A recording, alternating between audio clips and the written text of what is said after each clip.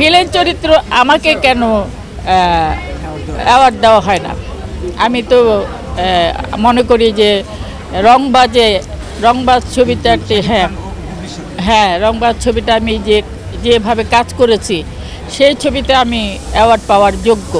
যে সাল্লু ভাই, আমার রংবাজে আমার ছেলের নাম থেকে, সাকিবের নাম থেকে সাল্লু, বলে আপনার সাল্লু ভাইয়ের যে গানটা পকেটে নিয়ে নিয়ে ঘুরি, এখানে একটা গান ছিল একসাথে, অপু, আমি, সাকিব খান। রংবাজে বুবলি ছিল, হিরোদা সুপারস্টার একটা গান ছিল।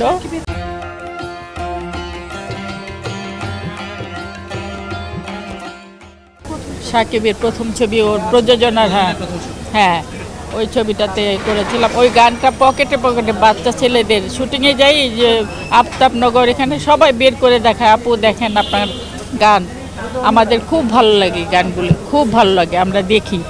আমার এত ভালো লেগেছে যে এই জেনারেশনের ছেলে পেলে আমার গান পছন্দ করে, আমার ডান্স পছন্দ করে।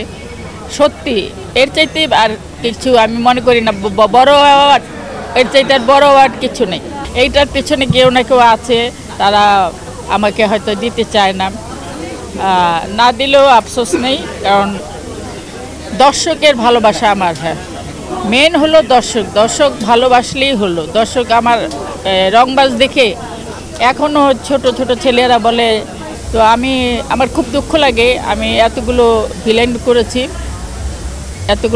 করেছি, এগুলো একটার মধ্যেও আমি পাইনি। তো আমি বলবো দর্শক ভাইদের জিজ্ঞেস করব যে তারা যে আমার ছবিগুলো দেখে, তাদের কি মনে হয় আমাকে দিয়ে ভিলেন চরিত্র হয় না, নাকি আমাকে মানে হেয় করানো হয়? আক্ষেপটা হলো যে আমরা আবার কাজ করতে চাই, আমরা বসে থাকতে চাই না, আমরা আবার কাজ করতে চাই। আমাদের এটাই হলো মূল কথা। না, এটা আসলে বন্ধ করতে চাইলেই তো বন্ধ করা যায় না।